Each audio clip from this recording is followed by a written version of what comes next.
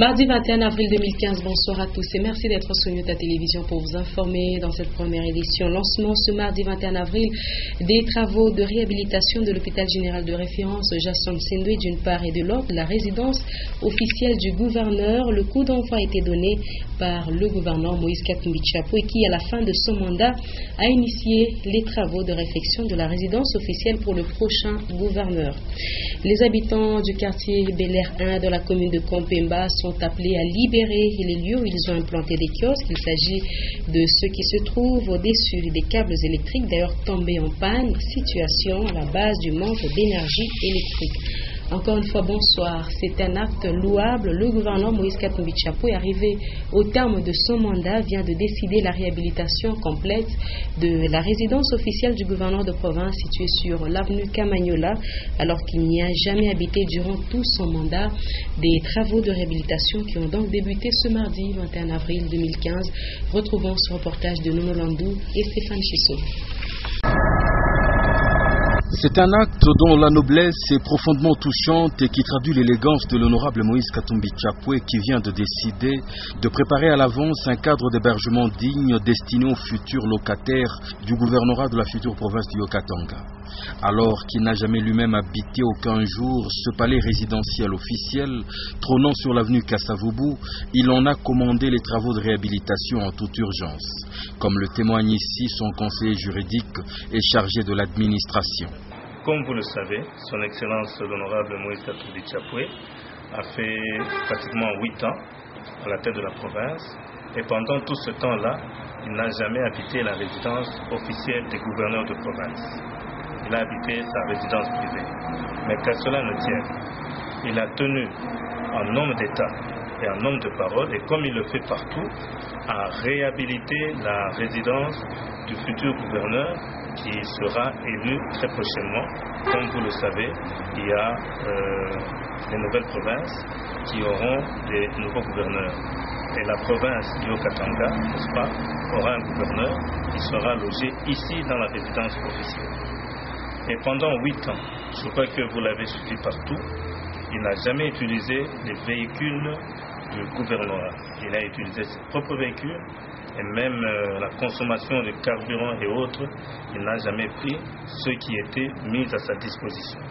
Donc c'est un véritable homme d'État, respectueux des valeurs républicaines qu'il voudrait léguer au futur gouverneur de la province du Haut-Katanga un cadre idéal de travail. Un acte sublime d'altruisme qui prouve une fois encore que le gouverneur Moïse Katumbi a bien un esprit sportif. Un homme qui, en plus de savoir partir, sait préparer la place de ceux qui viennent après lui. On a rarement vu cela au pays. La tendance de la plupart de ceux qui quittent leur fauteuil ayant souvent été d'emporter les meubles et autres biens de leurs résidences et bureaux officiels. Pour cela, les exemples sont légion. L'hôpital général de référence Jason Sendwe sera aussi réhabilité complètement et équipé. Un chantier ouvert aussi depuis ce mardi par le gouverneur de province Moïse Katumbi Chapwe. Dans l'enceinte même de cet hôpital, c'était devant une foule nombreuse. Regardez. L'hôpital Jason Sendwe, le plus grand complexe hospitalier de la province du Katanga, et depuis 1917, l'année de sa création, il n'a subi aucun travail visant à le rajeunir, excepté la récente innovation et l'équipement de son bloc opératoire sous l'impulsion de l'honorable Moïse Katumbi Chapwe, qui maintenant vient de décider de réhabiliter l'entièreté de cet imposant complexe de santé et de l'équiper en conséquence. Des travaux qui sont confiés à l'entreprise New Baron L'évêque international, prête à relever le défi. Une foule nombreuse et reconnaissante s'est alors donné rendez-vous ce mardi 21 avril 2015 dans l'enceinte de Sendwe, où le gouverneur Moïse Katumbi donnait le coup d'envoi de ces travaux historiques. Une cérémonie qui démarre par l'allocution du tout premier médecin directeur congolais de cet hôpital, le ministre provincial de la Santé, le docteur Ilunga Njoloko. Pour votre gouvernement, ce complexe hospitalier construit avant l'indépendance, vers les années 1917, pour les pavillons terrestres et en 1958 pour le complexe à étage. Ce complexe, depuis l'indépendance, n'a pas été réhabilité. Qui sera ensuite suivi par l'entrepreneur. Hier, ce fut le complexe Kiwele qui, comme le phénix, renaquit de ses cendres. Aujourd'hui, à nouveau, Son Excellence Moïse Katumbi Tchapoué donne l'impulsion des travaux de rénovation de l'hôpital général Jason Saint-Louis. Le gouverneur va par la suite symboliquement remettre quelques outils à l'entrepreneur pour marquer le démarrage effectif des travaux avant de s'adresser au public. Milisema avant niende mu pension.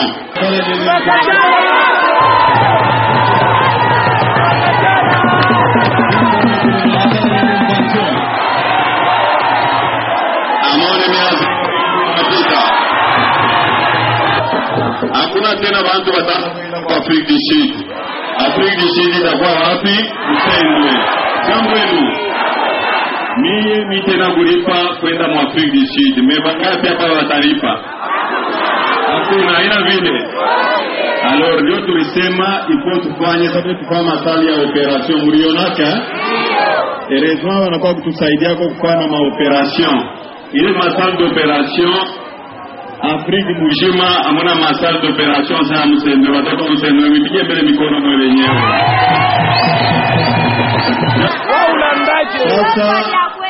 Incapable de se frayer un chemin à travers cette marée humaine à l'aide de son véhicule, il va se résoudre à faire le pied à travers la ville, prenant la direction du marché Musée Laurent Désiré Kabila, où les marchands lui soumettent des inquiétudes liées à une panne d'électricité au sein de leur lieu de négoce. Promptement, comme à ses habitudes, il va se diriger vers le lieu où se trouve logée la cabine électrique qui alimente le marché avant d'inviter à son bureau le maire de Lubumbashi, un représentant de la SNEL et l'administrateur du marché pour que la lumière y soit à nouveau présente dans les 48 heures. Au vu des miracles opérés au complexe Kiwele dont on connaissait l'état, au bâtiment Grana, à l'IM Kamalondo et ailleurs, les Katangais savent désormais que quelle que soit l'envergure d'un défi dressé en face du gouverneur Katumbi, ils finissent tous par se liquéfier.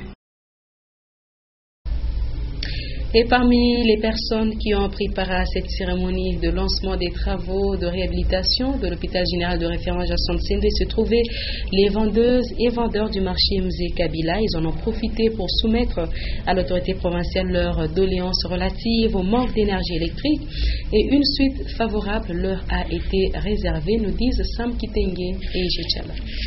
La matinée du mardi 21 avril ressemble à une journée fériée au marché Musée Laurent Désiré Kabila. Les portes fermées, les stands sont vides, il n'y a pas de vendeurs. Les marchands de ces lieux de négoce sont allés prendre part au lancement des travaux de réhabilitation de l'hôpital Jason Saint-Louis. Contre toute attente, ils ont saisi cette opportunité pour poser au gouverneur des provinces les problèmes des manques d'énergie électrique. Ils ont exprimé leur satisfaction. Lorsqu'on a appris qu'on devrait se rendre à Saint-Louis pour attendre le gouverneur, on s'est résolu de lui soumettre notre problème. On l'a vu à la fin et on a eu une solution.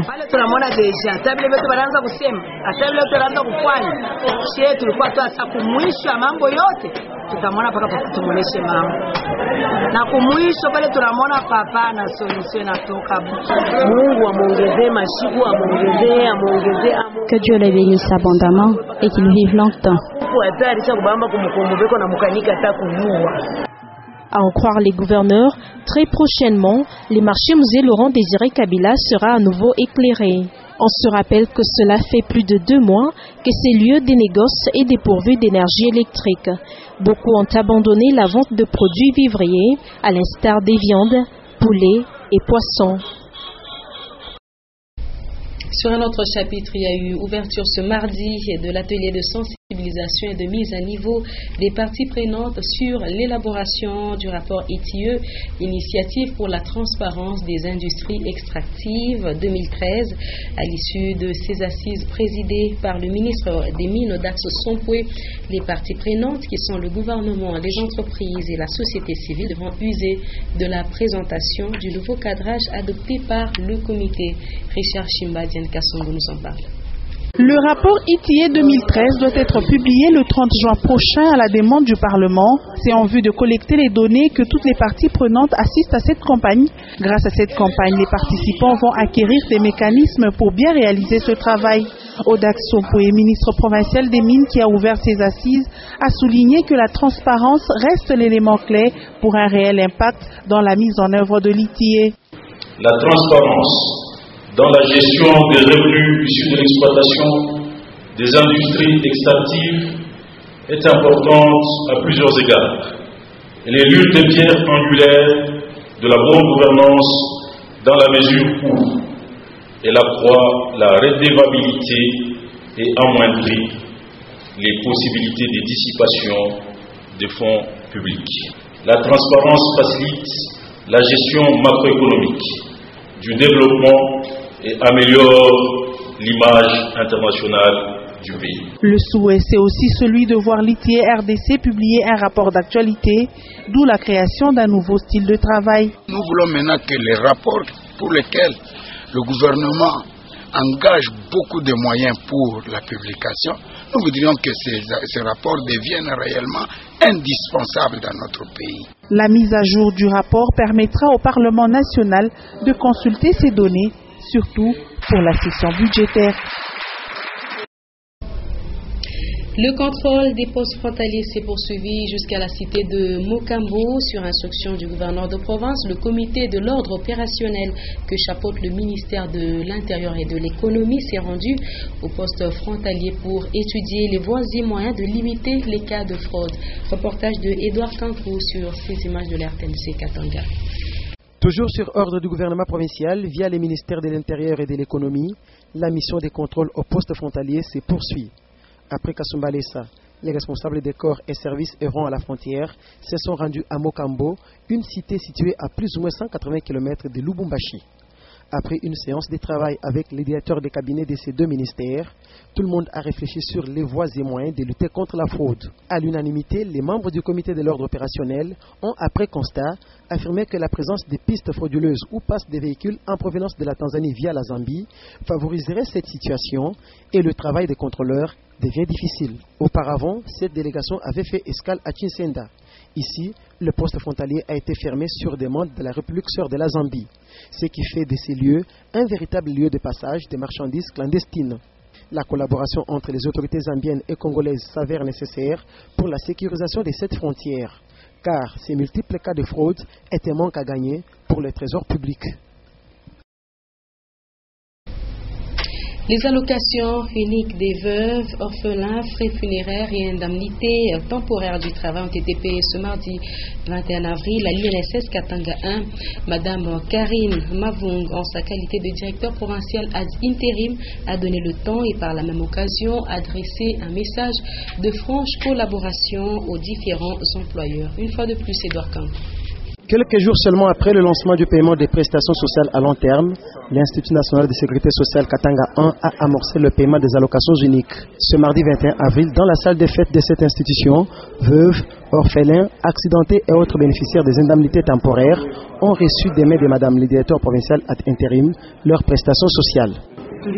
Tupase communiquer 4 jours. Hii 4 jours tunasupose tunasema bantu bote banaishikia. Na mweye kama kuko ule munayua na yeye anapasha kwa kubeba makuta yake, anaweza kwa kubeba.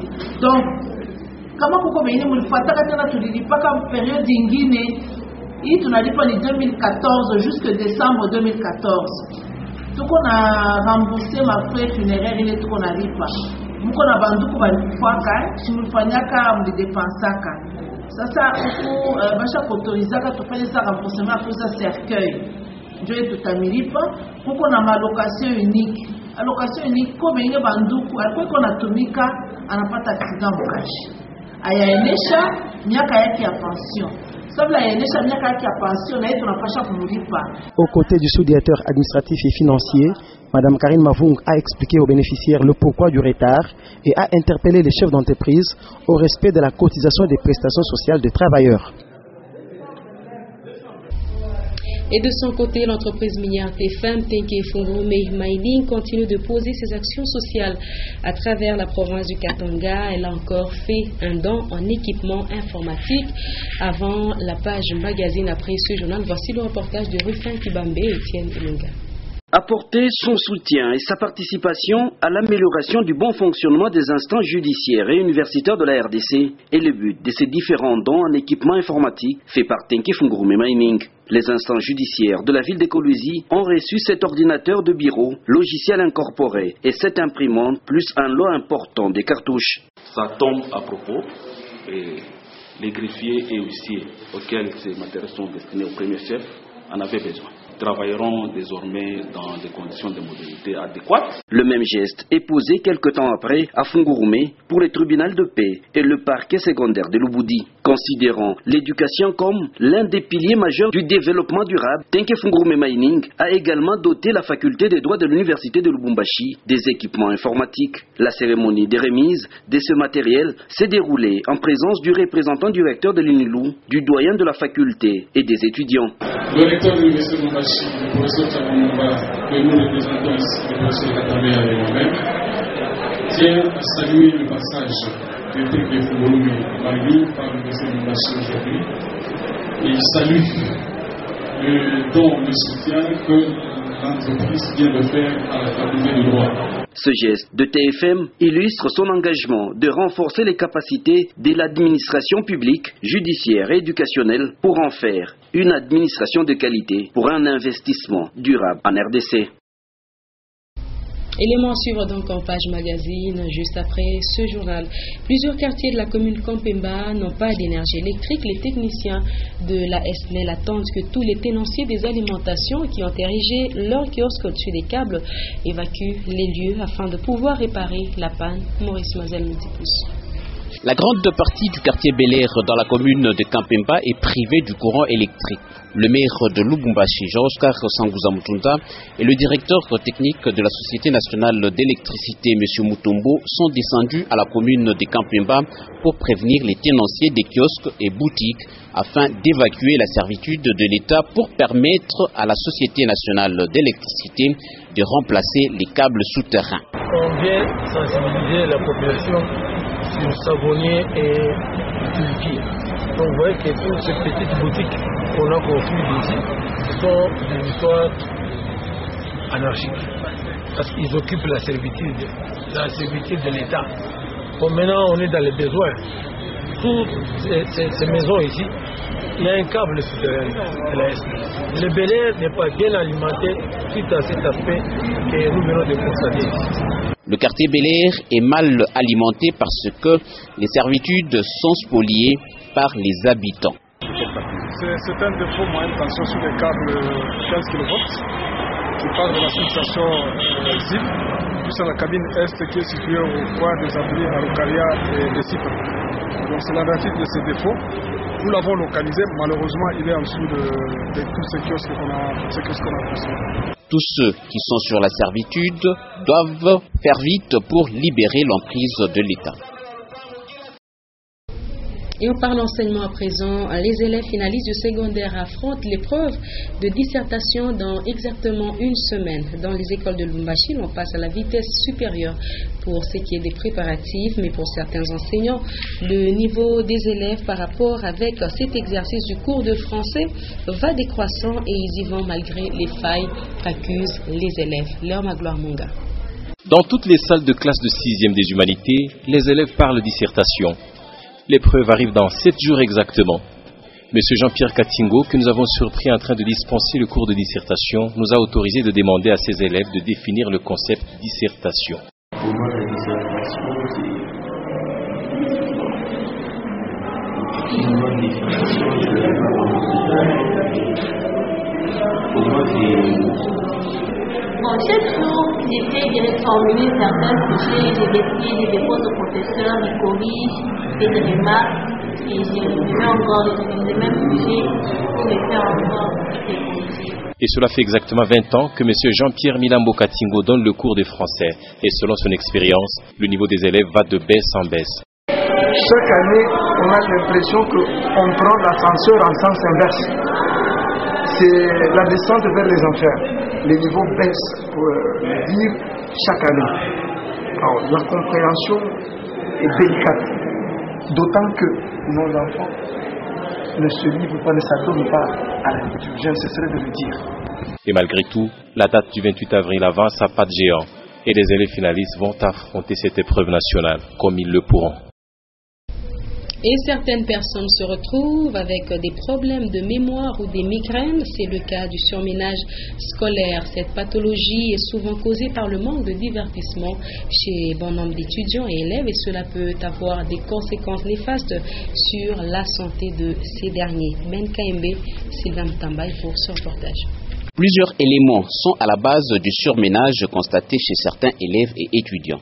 Le cas du manque de repos et divertissement. Quand on est sur la machine, raison pour laquelle la machine nous facilite beaucoup d'histoires, on peut arrêter un moment, on se divertit un peu, un tout petit peu, ça nous donne aussi, donc on se retrouve encore et puis on continue. Cette pathologie peut conduire à la mort en plus du manque de corrélation entre certains organismes. On est motivé, ça va, pour emmagasiner beaucoup plus de matière que prévu et alors on n'arrive pas vraiment à emmagasiner du fait que le cerveau a aussi l'espace hein, et alors on force la nature et on devient malade en forçant. Selon certaines sources, cette maladie est vécue chez la plupart des gens qui s'adonnent de façon exagérée à la lecture. Actuellement, le taux de ces histoires-là a sensiblement baissé. On ne parle plus vraiment presque de surménage. Parce que les élèves, les étudiants ne fournissent pas beaucoup plus d'efforts pour être surmenés. En outre, à force de vouloir retenir les matières, surtout à l'approche des épreuves en un temps record, pourrait aussi conduire à des troubles psychiques. Une nouvelle hors des frontières congolaises poursuivie pour violence, arrestation et torture. L'ancien président égyptien Mohamed Morsi a été fixé sur son verdict en attendant son sort définitif par rapport à d'autres faits infractionnels. Morsi a écopé de 20 ans de prison ferme. Ses partisans, eux, estime que la justice est manipulée par le gouvernement égyptien et son avocat promet de faire appel. Commentaire de Jean-Claude Mbal sur ces images de nos confrères de France 24. Mohamed Morsi, ancien président égyptien, a été reconnu coupable et condamné à 20 ans de prison. Au matin de ce 21 avril, il était poursuivi pour violence et torture. Enfermé dans une cage, il attendait son verdict, 2 ans derrière les verrous. Mohamed Morsi, vous êtes condamné à 20 ans de prison ferme. Vous serez placé sous haute surveillance pendant 5 ans. Au prononcé du jugement, Morsi et ses compagnons lèvent leurs 4 doigts, symbole de la répression des frères musulmans, victimes d'une justice instrumentalisée par les gouvernements. Il est établi que depuis la destitution de ces présidents en 2013, des centaines de frères musulmans ont été condamnés à mort et 1400 d'entre eux sont emprisonnés sur base des procès très expéditifs. Pour rappel, à l'époque, les islamistes venaient de rédiger une nouvelle constitution pour élargir les pouvoirs de Mohamed Morsi.